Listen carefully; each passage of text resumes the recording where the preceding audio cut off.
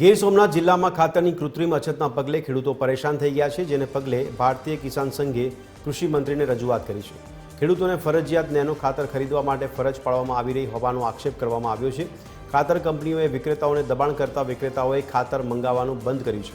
ઉનાળુ વાવેતરમાં ખાતરની તાતી જરૂરિયાત સમયે જ ખેડૂતોને ખાતર માટે હાલાકી વેઠવાનો વારો આવ્યો છે।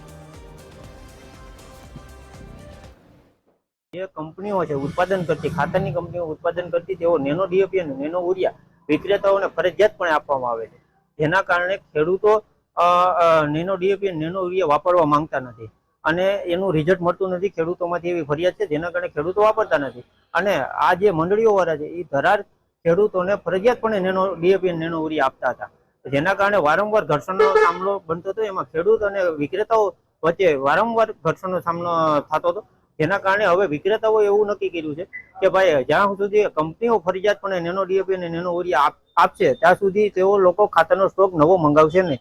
ના, અમારે નેનો યુરિયા આપતા નથી અમે। પહેલી વાત તો એ ખેડૂતને પણ કંપનીવાળા અમને નેનો યુરિયાની પેટી નેનો યુરિયાની જે ગાડી મંગાવીએ છીએ તેની સાથે આપે છે, એટલે અમારે અહીંયા ભરાવો થઈ જાય છે। ટૂંકમાં અત્યારે લગભગ 12 થી 15 પેટી અમારે સ્ટોકમાં પડી છે, અમે ખેડૂતને આપી નથી શકતા। ખેડૂતને સમજાવીએ છીએ નેનો યુરિયા વિશે અને જાણકારી આપીએ છીએ કે ભાઈ નેનો યુરિયા વાપરો, સરકારે આ રીતની જમીન સુધારણા માટેનું આયોજન કરેલું છે, પણ એને પંપેથી છાંટવું પડતું હોય છે અથવા તો બીજી કોઈ રિઝલ્ટ નથી મળતું એવા રિવ્યુ કદાચ આવે છે, એટલે એની હિસાબે થોડુંક તકલીફ પડે।